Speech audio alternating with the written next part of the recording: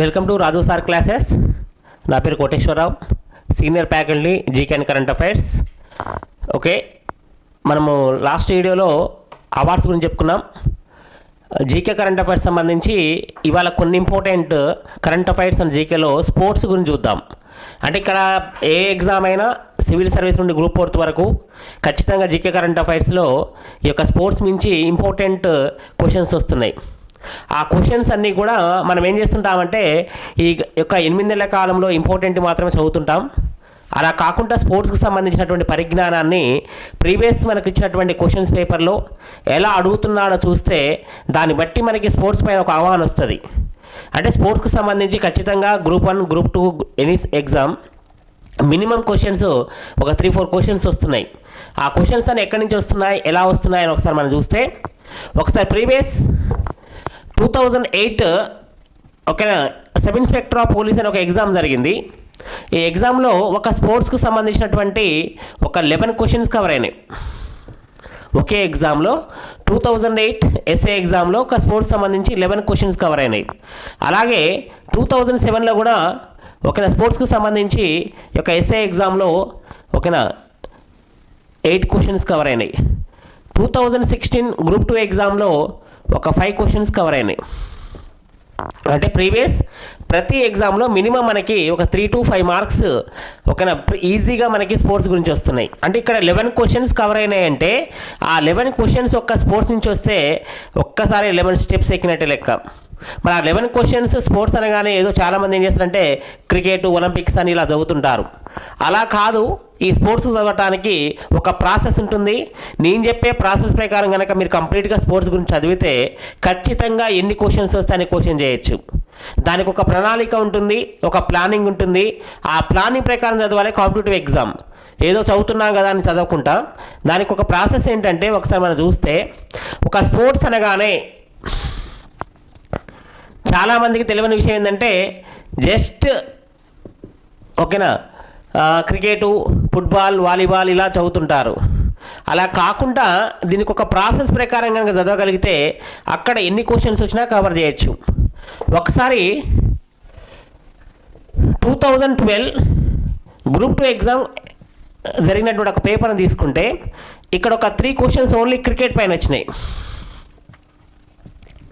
2012 group 2 ఎగ్జామ్లో ఇక్కడ ఒక్క స్పోర్ట్స్కి సంబంధించి వచ్చినటువంటి క్వశ్చన్స్లో ఓన్లీ 3 క్వశ్చన్స్ క్రికెట్ మీద వచ్చినాయి. ఎలా వచ్చినాయి ఒకసారి చూస్తే, అప్పుడు 2012లో 2011 ICC world cup man of the series award winner ఎవరు అని అడిగాడు. 2011 ICC world cup man of the series award winner అని అడిగాడు. Second question, most times world cup cricket okay నిర్వహించినటువంటి దేశం ఏంటి అని అడిగాడు. నెంబర్ 3, అప్పుడు 2012లో 2015 వరల్డ్ కప్ క్రికెట్ని నిర్వహించే దేశం ఏంటి అని అడిగాడు. ఇప్పుడు మనకి స్పోర్ట్స్ పైన ఒక అవగాహన కనుక మనకుంటే ఈ క్వశ్చన్స్ ఎలా అడుగుతున్నాడో చూస్తే ఈజీగా కూడా మనం ఈ క్వశ్చన్స్ని బేస్ చేసుకొని చదివే విధానాన్ని ప్రాసెస్ ఒక ప్లాన్ చేసుకోవచ్చు. ఎలా అంటే ఇక్కడ చూడండి ఒకసారి, 2012లో గ్రూప్ 2 ఎగ్జామ్ జరిగింది. 2011 అప్పుడే వరల్డ్ కప్ క్రికెట్ అయిపోయింది. అయిపోగానే అప్పుడే కరెంట్ అఫైర్స్ క్వశ్చన్ అడిగాడు. అంటే ఏమంటాం దాన్ని, ప్రజెంట్ క్వశ్చన్ అడిగాడు. అంటే మనం ఏం చేయాలి, అప్పుడు ఆ యొక్క ఎగ్జామ్ ప్రిపేర్ అవుతున్నప్పుడు ఆ మధ్యకాలంలో మనకి ఎగ్జామ్కి ముందు ఎక్కడెక్కడైతే స్పోర్ట్స్ అయిపోతున్నాయో క్రీడలు అవి ఎక్కడెక్కడ జరిగాయి ఏంటని మనం ఖచ్చితంగా తెలుసుకోవాల్సినటువంటి అవసరం ఉంది. ఇక్కడ ఏమవుతుంది అంటే అప్పుడే అయిపోయినటువంటి ఎగ్జామ్ అంటే అప్పుడే ఓకేనా ఎగ్జామ్ జరిగింది, ఆ యొక్క క్రీడలు అయిపోయినాయి. ఇక్కడ ఎవరికి వచ్చింది, యువరాజ్ సింగ్కి వచ్చింది 2012లో.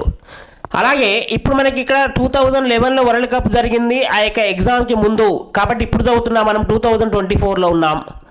ఇప్పుడు జరిగే గ్రూప్ 2 కానీ గ్రూప్ 1 కానీ డిఎస్సి కానీ, డిఎస్సిలో స్టాక్ జీకే ఉంటుంది కంపల్సరీ. డిఎస్సి ప్రిపేర్ వాళ్ళు గుర్తుపెట్టుకోండి. ఈ స్టాక్ జీకేలో కంపల్సరీగా మనకి stock GK and current affairs కలిపి 20 క్వశ్చన్స్ వస్తాయి. ఇటు ఓకేనా ఏపీ డిఎస్సి కానీ తెలంగాణ డిఎస్సి కానీ డిఎస్సి రాసే వాళ్ళు ఖచ్చితంగా కంపల్సరీగా చదవాల్సి మార్కులు సంపాదించినటువంటి subject GK and current affairs. ఇక్కడ 2024లో ఉన్నాం. ఇప్పుడు ఏ ఎగ్జామ్ రాస్తున్నా తెలంగాణ, ఆంధ్రప్రదేశ్లో కానీ ఇండియాలో ఏ ఎగ్జామ్ రాస్తున్నా ఇప్పుడే ఇది 2023 నవంబర్ 19న world cup cricket final match జరిగింది. 2023 నవంబర్ 19న వరల్డ్ కప్ ఫైనల్ మ్యాచ్ జరిగింది cricket. World cup cricket final match జరిగినప్పుడు ఇండియా వర్సెస్ ఆస్ట్రేలియా పార్టిసిపేషన్ చేసినాయి. ఇది మన ఇండియా ఫస్ట్ టైం ఓన్గా, అంటే ఇండియా కండక్ట్ చేసింది కానీ బంగ్లాదేశ్తో, పాకిస్తాన్తో కలిసి, శ్రీలంకతో కలిసి నిర్వహించింది ఇంతకుముందు. ఇప్పుడు భారతదేశంలో మాత్రమే జరిగినాయి వరల్డ్ కప్ క్రికెట్, అంటే ఇండియా ఓన్గా నిర్వహించింది ఈసారి అని గుర్తుంచుకుంటే, ఇక్కడ మనకు తెలవాల్సిన విషయం ఏంటంటే ఈ ఫైనల్లో ఇండియా ఓడిపోయింది, ఆస్ట్రేలియా గెలిచింది. Australia 6th time world cup క్రికెట్ని గెలిచింది. ప్రపంచంలోని అత్యధిక సార్లు వరల్డ్ కప్ క్రికెట్ని గెలుచుకున్న దేశం ఆస్ట్రేలియా. మరలా 6th టైం వరల్డ్ కప్ను ఇండియాను ఓడించి ఫైనల్లో గెలుచుకున్నది జరిగింది. ఇది నరేంద్ర మోడీ స్టేడియం, అహ్మదాబాద్, ప్రపంచంలో అతిపెద్ద క్రికెట్ స్టేడియంలో జరిగాయి ఫైనల్ మ్యాచ్. ఈ వరల్డ్ కప్లో పాల్గొన్న 10 దేశాలు ఏవైతే ఉన్నాయో ఆ యొక్క మ్యాచ్ జరిగినంతసేపు ఏదైతే ఆ యొక్క 10 దేశాలు పాల్గొన్నాయో అందులో ఒక బెస్ట్ ప్లేయర్కి man of the series award ఇస్తారు. ఇక్కడ 2011 క్వశ్చన్ అడిగాడు కాబట్టి మనం దాన్ని బేస్ చేసుకొని ఒక 10 రకాల క్వశ్చన్లు ప్రిపేర్ చేసుకోవాలి. అంటే ఈసారి ఏం అడుగుతాడు, ఎలా అడుగుతాడు అని మనం కనుక ఒక బేస్ చేసుకొని చదివితే అప్పుడు మనకి ఈజీగా ఇక్కడ క్వశ్చన్ ఆన్సర్ చేయొచ్చు. 2011లో man of the series Yuvraj సింగ్కి వచ్చింది. ఇప్పుడు ఇక్కడ మనం ఏం చదువుతున్నామంటే ఇక్కడ 2012లో ఈ క్వశ్చన్ వచ్చినప్పుడు 2024లో జరిగే ఎగ్జామ్స్కి సంబంధించి అప్పుడేమడుగుతాడు, 2023 వరల్డ్ కప్ గురించి అడగొచ్చు. అప్పుడేమడగొచ్చు దాన్ని బేస్ చేసుకొని అంటే ఇక్కడ 2023 world cup cricket man of the series award winner ఎవరు అని అడగచ్చు. అప్పుడు మనం ఆన్సర్ ఏం చెప్పాలంటే Virat Kohli, Indian top batsmen Virat కోహ్లీకి వచ్చింది. ఇప్పటిదాకా వరల్డ్ కప్ క్రికెట్లో man of the series award గెలుచుకున్న భారత క్రికెటర్స్ ఓన్లీ 3 మెంబర్స్ మాత్రమే. భారత క్రికెట్ చరిత్రలో, వరల్డ్ కప్ చరిత్రలో ఇప్పటిదాకా man of the series award గెలుచుకున్నటువంటి ఒక విరాట్ కోహ్లీతో కలిపి 3 ఉన్నారు. First player Sachin Tendulkar. ఈయన ఇండియా తరపున వరల్డ్ కప్లో man of the series award గెలుచుకున్నటువంటి ఫస్ట్ క్రీడాకారుడు 2003 వరల్డ్ కప్. తర్వాత యువరాజ్ సింగ్ 2011 వరల్డ్ కప్. తర్వాత 2023 world cup cricket man of the series award winner Virat Kohli. అంటే ఇప్పుడు ఇలా చదవాలి, ఇక్కడ క్వశ్చన్ని బేస్ చేసుకొని దానికి సంబంధించినటువంటి కరెంట్ అఫైర్స్ని అప్డేట్ చేస్తూ అలా ఒక ప్లానింగ్ ప్రకారం కనుక చదవగలిగితే ఎగ్జామినర్ ఏ క్వశ్చన్ వచ్చినా మనం ఈజీగా చేయొచ్చు. ఇక్కడ ఇది ఆన్సర్. తర్వాత ఏంటిది, ఇక్కడ ఏమడిగాడు 2012 గ్రూప్ 2 ఎగ్జామ్లో అంటే most time world cup cricket నిర్వహించిన దేశం అడిగాడు. అంటే ఎక్కువసార్లు ఎవరు నిర్వహించారు అంటే ఇంగ్లాండ్ దేశం నిర్వహించింది. అంటే ఇప్పటిదాకా వరల్డ్ కప్ క్రికెట్ ఎక్కువసార్లు నిర్వహించిన దేశంగా ఇంగ్లాండ్ ఓకేనా ఫస్ట్ ప్లేస్లో ఉన్నది. అంటే ఎక్కువసార్లు నిర్వహించిన దేశం అంటే ఆల్రెడీ జరిగిపోయిన దాన్ని అంటే దీన్ని ఏమంటాం ఓకేనా పాస్ట్ టెన్స్ అడిగాడు, ఇక్కడ ప్రజెంట్ టెన్స్ అడిగాడు, ఇక్కడ పాస్ట్ టెన్స్ అడిగాడు. ఇక్కడ ఏమడిగాడంటే 2012 world cup cricket 2011 world cup cricket man of the series award winner అది ప్రజెంట్. తర్వాత ఎక్కువసార్లు నిర్వహించిన దేశం అది పాస్ట్ టెన్స్. తర్వాత 2012 గ్రూప్ 2 ఎగ్జామ్లో ఏమడిగాడంటే నెక్స్ట్ టైం వరల్డ్ కప్ నిర్వహించే దేశం ఏంటి అని అడిగాడు. అప్పుడు అంటే ఫ్యూచర్ టెన్స్ అడిగాడు. ఇప్పుడు ఎగ్జామ్ ఏదైతే ఎగ్జామ్ ప్రిపేర్ అవుతున్నామో ఆ ఎగ్జామ్ ప్రిపేర్ అయ్యేటప్పుడు మనం ముందు ఎక్కడెక్కడైతే క్రీడలు జరుగుతున్నాయో ఆ క్రీడా వేదికలు ఎక్కడెక్కడ ఉన్నాయో మనం ఖచ్చితంగా తెలుసుకొని ఉండాలి.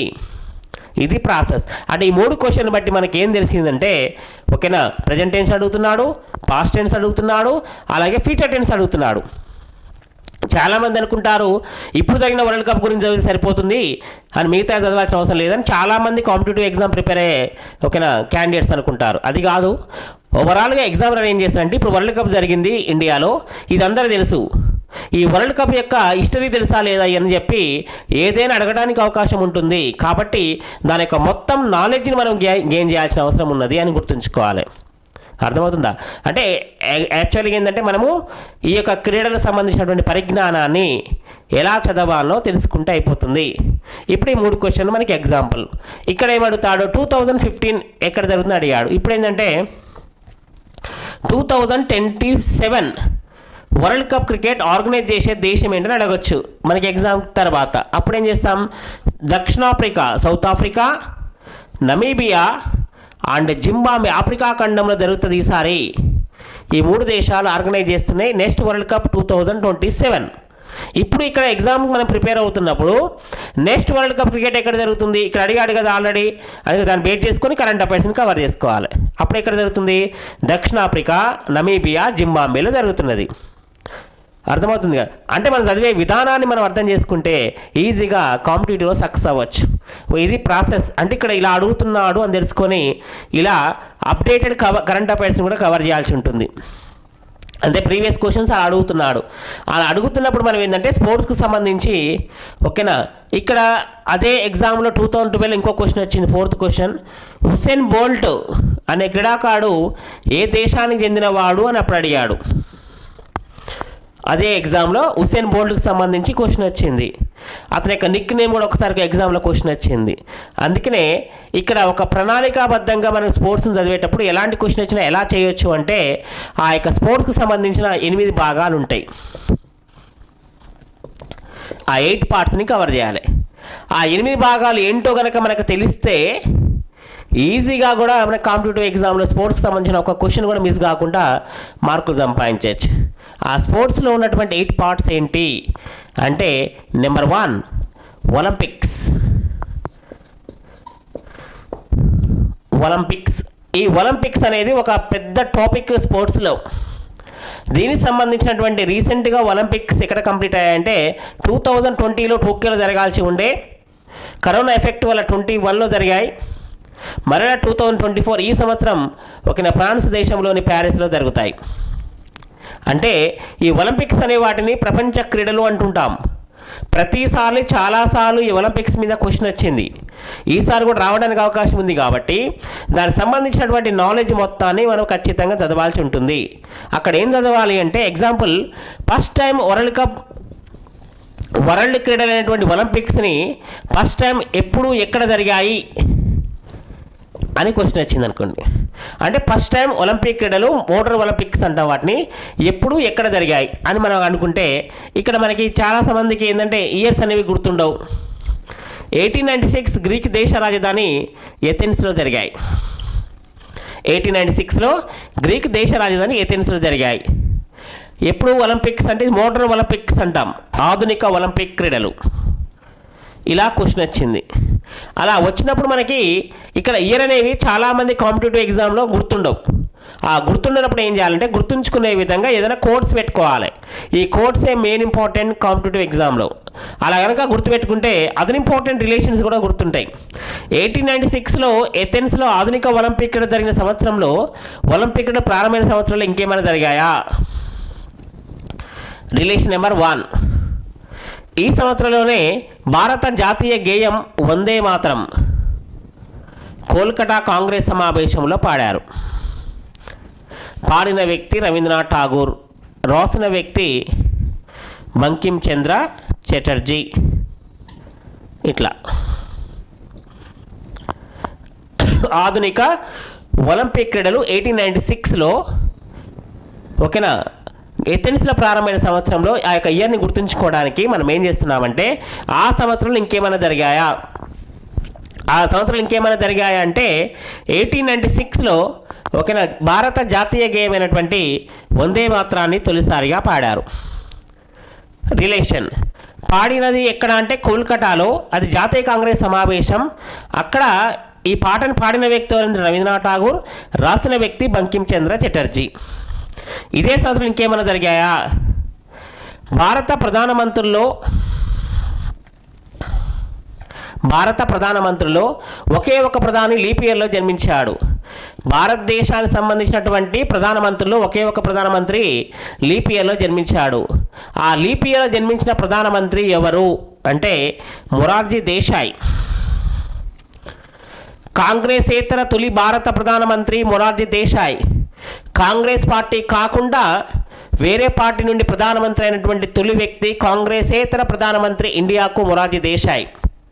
ఈయన 1977 నుండి 79 మధ్య 2 సంవత్సరాల పాటు భారతదేశానికి సంకీర్ణ ప్రభుత్వానికి ప్రధానమంత్రిగా పనిచేశాడు. ఈ ప్రధానమంత్రి మొరార్జీ దేశాయ్ ఓకేనా భారత ప్రధానమంత్రిలో ఒకే ఒక్క వ్యక్తి లీప్ ఇయర్లో జన్మించాడు. 1896 ఫిబ్రవరి 29th.